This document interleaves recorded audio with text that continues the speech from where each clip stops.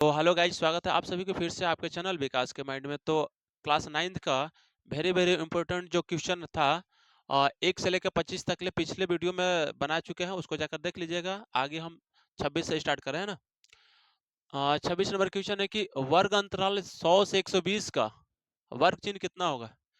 तो जितना बोले, जैसे 100 से 120 है ना, तो इन दोनों को क्या करिएगा, जोड़ने के बाद जैसे 100 प्लस 120, इन दोनों को जोड़ करके 2 से डिवाइड कर देना है। तो इन दोनों को जोड़ेंगे कितना होगा, 220 होगा बटे 2।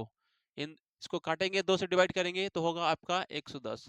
तो 110 किस में है, बी में है, तो B is the right answer, आपका 110 ही आंसर होगा। ठीक है। नेक्स्ट है कि 2 3 4 5 0 1 3, इसका माध्य निकाला ना। तो माध्य निकालने के लिए हम करते हैं ना कि सभी अंकों को जोड़ करके अब जितना संख्या है उतना से हम डिवाइड करेंगे। जैसे इन सबको जोड़ेंगे, माध्य निकालने के लिए सभी को जोड़ते हैं। तो 2 3 5 4 9 5 14, 14 और 1 15, 3 18, 3 21, 4 25 और 3 28। तो टोटल कितना आ रहा है, 28। अब 28 में अभी संख्या देखिए कितना है, 1 2 3 4 5 6 7 8 9 10 है। तो 10 से हम क्या करेंगे, भाग देंगे। भाग करेंगे कितना आएगा, 2.8 आएगा। तो 2.8 किसमें है, D is the right answer. ठीक है।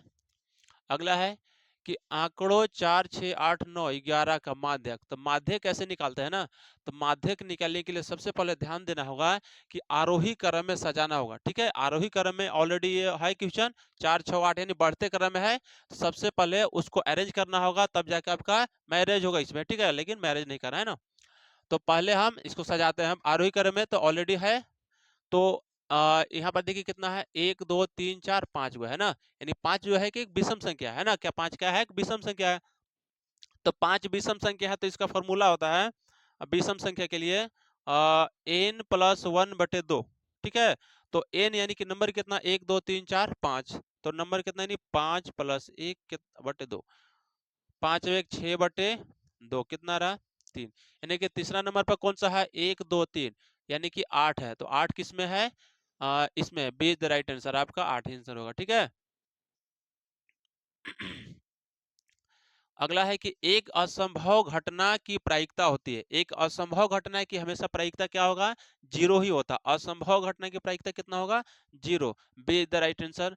अगला है कि यदि एक सिक्के को 2 बार उछाला जाता है तो परिणामों की कुल संख्या क्या है। ठीक है। एक सिक्का है, उसको हम उछालने पर परिणाम क्या क्या आ सकता है, देखिए इसको।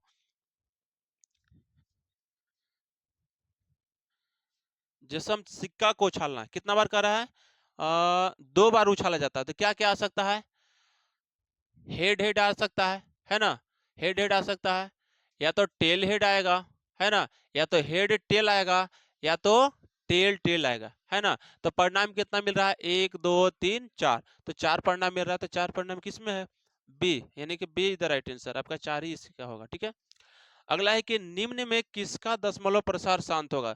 दशमलव प्रसार शांत का मतलब होता है कि निचला सुपरला में, मतलब कि अगर हम एक में 11 से डिवाइड करेंगे तो ये पूरा पूरा कटना चाहिए, तो पॉइंट में भी कटेगा तो पूरा पूरा कटना ही चाहिए। जैसे एक एक को हम 11 से डिवाइड करेंगे तो होगा नहीं, लेकिन हम ये 9/25 को अगर हम 25 से डिवाइड करते हैं तो ये आपका पूरा पूरा कट जाता है। देख लीजिए यहाँ पर। जैसे ये नहीं कटेगा तो यहाँ पॉइंट देंगे और यहाँ पे कितना होगा, 0 होगा। तो 25 या 75, 25 25 या 75 लगाएंगे, है ना। 10 में से 5 गया, 8 में से 7 गया 1। ठीक है। अब यहाँ पे पॉइंट दिए 0, तो 25 छक्का 25 चौके 100, 25 छक्का 150। ठीक है। यानी कि कट गया पूरा पूरा। तो दशमलव प्रसार शांत का मतलब होता है कि जिसमें पूरा पूरा आपका कट जाए। तो आई थिंक यूला होगा। ठीक है। बी द राइट आंसर है, 9/25 इसका सही जवाब होगा। ठीक है। अगला है कि बहुपद 3x-2 का शून्य ज्ञात करना है।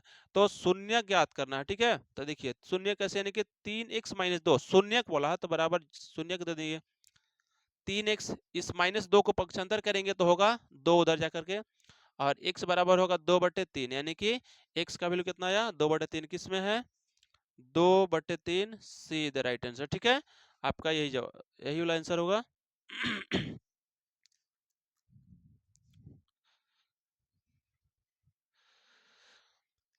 इसको देखिए, बहुत इंपॉर्टेंट क्वेश्चन है ना। 6x² प्लस 5x माइनस 6 का गुणनखंड करना, गुना के रूप में खंडन करना है। तो देखिए यहाँ से इसको कैसे बनाते हैं, 6x² प्लस 5x माइनस 6, ठीक है, इसको गुणनखंड करना है। तो गुणनखंड इस तरह से करता है ना, इस तोड़ते हैं इसको। तो तोड़ने के लिए क्या करता है कि एक्स स्क्वायर के पहले जितना रहेगा संख्या, ठीक है, एक्स स्क्वायर के पहले उसको लास्ट टर्म को गुना करते हैं। 6 × 6 किए कितना आया, 36। अब 36 को हमको इस तरह से जोड़ना है, मतलब तोड़ना है कि जोड़ने घटाने पे कितना होना चाहिए, इस बीच वाला टर्म के बराबर होना चाहिए। जैसे हम 2 से इसको एलसीएम निकालते हैं ना, तो हो गया 18, इसको करेंगे 9, 3 तरीके 9, ठीक है। तो हम देखिए यहाँ पर क्या लेते हैं, 3 तरीके 9 और 2 दूनी 4। अगर हम 9 में से 4 घटाते हैं तो क्या मेरा 5 आ जाएगा, यानी कि 9 में से 4 घटाएंगे तो कितना आएगा, 5। तो हमको लाना था 5 ही लाना था, है ना। तो इसको हम करते हैं, कैसे करते हैं, 6x² को ऐसे लिख देंगे प्लस 9x, x भी लिखना है ना, और यहाँ से हो जाएगा 4x और माइनस 6, ठीक है। 9x में से 4x घटाएंगे तो आपका हो जाएगा 5x। अब यहाँ से दोनों में देखिए कॉमन कितना, कॉमन कहने का मतलब है कि ऐसी संख्या जो दोनों में डिवाइड हो जाए, ठीक है। अगर इसमें हम 3 से डिवाइड करेंगे तो 3 दूना 6, 3 तरीके 9 हो जा रहा है, और x x दोनों भाई है। तो यहाँ से मेरा कॉमन होगा 3x, बचेगा कितना, 2x, ठीक है। और यहाँ से हो जाएगा 3, 3 3 दूना के 6x² और 3 तरीके 9, है ना। अब यहाँ से कॉमन कितना होगा, तो 2 होगा, तो माइनस का 2 कॉमन लेंगे तो 2x और minus plus minus, minus plus minus, है ना। तो देखिए इन दोनों में ये वाला दोनों क्या आ गया, बराबर है। आई थिंक मेरा सही जा रहा है, ठीक है। तो 2x प्लस 3, इस दोनों को एगो लिख दिया ऐसे, और इसको एक साथ लिख दिया 3x माइनस 2। तो ये वाला देखिए किस में है, इसमें नहीं है, यानी कि 2x प्लस 3 और 3x माइनस 2, यानी B, B the right answer आपका सही है। तो इस 34 नंबर में निर्देशांक -2 और 4 का भुज है, तो इसमें से भुज कौन सा होगा। तो आपको पता होगा कि एक्स निर्देशांक के चिन्ह को हम क्या बोलते हैं, भुज बोलते हैं, और वाई निर्देशांक के चिन्ह को हम कोटि बोलते हैं, ठीक है। तो एक्स निर्देशांक के चिन्ह का कौन सा, अगर पहला बार, ठीक है, इधर वाला ये होगा एक्स होगा, ये वाला होगा वाई। तो बोला है भुज, यानी कि भुज यानी कि एक्स वाला। तो एक्स निर्देशांक के चिन्ह को क्या बोलते हैं, भुज बोलते हैं। तो एक्स का वैल्यू कितना, -2। तो -2 किस में है, ए में है, ए इज द राइट आंसर आपका होगा, ठीक है। कितना होगा, -2। अगला है, यदि बिंदु 3 और 4 समीकरण 3y बराबर ax प्लस 7 पर स्थित है तो a का मान ज्ञात करना, ठीक है। किसका मान ज्ञात करना है, a का, है ना। तो यहां से देखिए सॉल्यूशन इसका कितना है, 3y बराबर ax प्लस 7, और यहां से मेरा रखना है ना, यहाँ पर x का वैल्यू कितना हो जाएगा 3 और y का वैल्यू 4। तो 3 गुने y का वैल्यू 4 यहाँ पर रखेंगे ऐसे, और ये और x का वैल्यू कितना रखेंगे, 3 रखेंगे, और प्लस 7। तो 4 तिया कितना होगा, 12, और 3 से में करेंगे तो 3a प्लस 7, ठीक है। 7 को इधर लाएंगे तो 12 माइनस 7 बराबर 3a, 12 में से 7 गया तब 5 बराबर 3a। तो a बराबर कितना होगा, 5/3, है ना। तो a का वैल्यू कितना आया, 5/3। तो कितना में है, 5/3 किस में है, 5/3, यानी कि सी इज द राइट आंसर आपका होगा। 5/3 किस में है, सी में है, ठीक है। अब देखिए 36 नंबर में 55 डिग्री का पूरक कोण होगा। 55 डिग्री का पूरक कोण होता है, पूरक कहने का मतलब होता है कि दो कोणों का योग कितना होना चाहिए, 90 डिग्री होना चाहिए। दो कोणों का योग कितना होना चाहिए, 90 डिग्री। तो 55 में हम कितना जोड़ेंगे कि 90 डिग्री होगा, तो 35 25 जोड़ेगा तो नहीं होगा, क्योंकि 35 जोड़ने पर 90 आते हैं। 5 5 10, 5 3 8 1 9, यानी कि B is the right answer, ठीक है। पूरक का मतलब होता है कि दो दो कोणों का योग कितना होना चाहिए, 90 डिग्री होना चाहिए, ठीक है। अगला है कि त्रिभुज एबीसी में ए बी बराबर बी सी, और कोण बी है 70 डिग्री, तो कोण ए का मान कितना होगा, ठीक है। कोण ए किसके बराबर होगा, देखिए त्रिभुज एबीसी में ए बी बराबर बी सी, पहले हम एक त्रिभुज बनाता हूं, ठीक है ना, ए बी सी। त्रिभुज एबीसी में ए बी बराबर बी सी, ए बी बराबर बी सी, ए बी और बी सी के आपस में है, बराबर है, और कोण बी पर 70 डिग्री बोल रहा है। यहाँ पर कितना डिग्री? 70 डिग्री, है ना। तो बोल रहा है कोण ए के बराबर होगा, कोण ए बराबर होगा किसके बराबर, मतलब कोण ए का वैल्यू निकालना, ठीक है। तो आपको पता होगा कि समद्विबाहु त्रिभुज में दो भुजा क्या होती है? बराबर होती है, ठीक है। तो जब बराबर होता है तो ये दोनों भुजा क्या है? आपस में बराबर है ना। तो अगर दो भुजा बराबर होते हैं तो उसके सामने वाला कोण क्या होता है? आपस में बराबर होता है, ठीक है। उसके सामने वाला कोण क्या होता है? बराबर होता है। अगर इस कोण का वैल्यू अगर हम x ले लेता हूँ, ठीक है, इस कोण का ले लेता हूँ x और इसका भी ले लेता हूँ x, ठीक है, क्योंकि दोनों बराबर हो जाते हैं, इसके सामने वाला कोण भी क्या होता है? आपस में बराबर होता है। तो x आपको पता होगा त्रिभुज में तीनों कोणों का योग कितना होता है? 180 डिग्री, ठीक है। यहाँ से देखिए, यहाँ पर तो तीनों को हम जोड़ देंगे तो x प्लस x और यहाँ से 70 डिग्री, ठीक है, बराबर 180 डिग्री। क्यों होगा? क्योंकि त्रिभुज में तीनों कोणों का योग होता है 180 डिग्री। तो x और x कितना है? तो 2x प्लस 70 डिग्री बराबर 180 डिग्री। तो 2x बराबर होगा 180 डिग्री माइनस 70 डिग्री, ठीक है। इसको इधर भेजेंगे तो माइनस में होगा। 2x बराबर होगा 180 में से 70 घटाएंगे तो होगा कितना? 8 में 7 गया, यानी 110 डिग्री, ठीक है, 110 डिग्री हो गया। तो x बराबर कितना होगा? 110/2 कट के कितना आएगा? 55 डिग्री। कितना आया? 55 डिग्री, ठीक है। तो 55 किस में है? 55 सी, यानी कि सी में आपका 55 है, सी इज द राइट आंसर आपका, ठीक है।